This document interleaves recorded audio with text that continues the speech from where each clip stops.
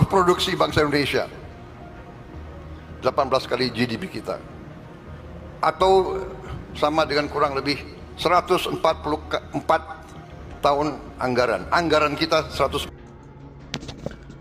Oke, jadi di sini Pak Prabowo mengatakan bahwa kekayaan yang berhasil dikeruk oleh pemerintah Belanda kolonial saat itu pada masa penjajahan itu setara 114 sekian kali anggaran APBN Indonesia. Itu bayangkan.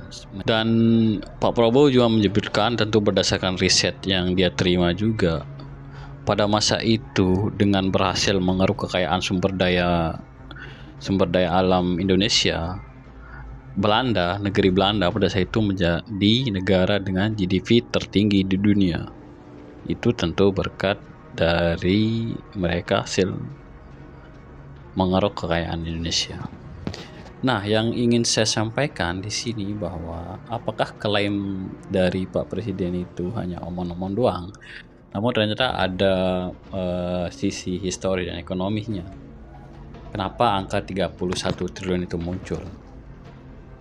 Ini kalau kita lihat dari masa penjajahan Belanda selama kurang lebih 350 tahun, dari abad ke-17 sampai abad ke-20. Nah, beberapa sejarawan atau sejarawan ekonomi menyatakan bahwa kalau kita melihat dari data dari Profesor Angus Madison, bahwa Belanda menikmati surplus besar dari koloni Hindia Belanda, yakni Indonesia, terutama pada masa tanam paksa, yakni sekitar abad ke-19. Dan pada tahun 1870-an diperkirakan Indonesia, Hindia Belanda, dulu namanya Hindia Belanda, menyumbang sekitar 4% dari PDB Belanda setiap tahun. Kemudian selain itu, hitungan kerugian kolonialismenya ada beberapa pendekatan, jadi total transfer ekonomi. Contohnya nilai hasil bumi seperti rempah, kopi, tebu, dan minyak yang dibawa Belanda tanpa imbal balik ke Indonesia, ke Hindia Belanda, negeri yang dijajahnya.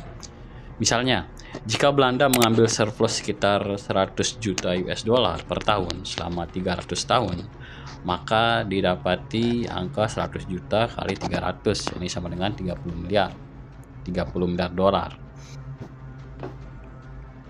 Itu belum termasuk inflasi. Nah, kalau kita hitung nilai masa kini dengan penyesuaian inflasi dan bunga majemuk, nilainya bisa mendekati triliunan dolar.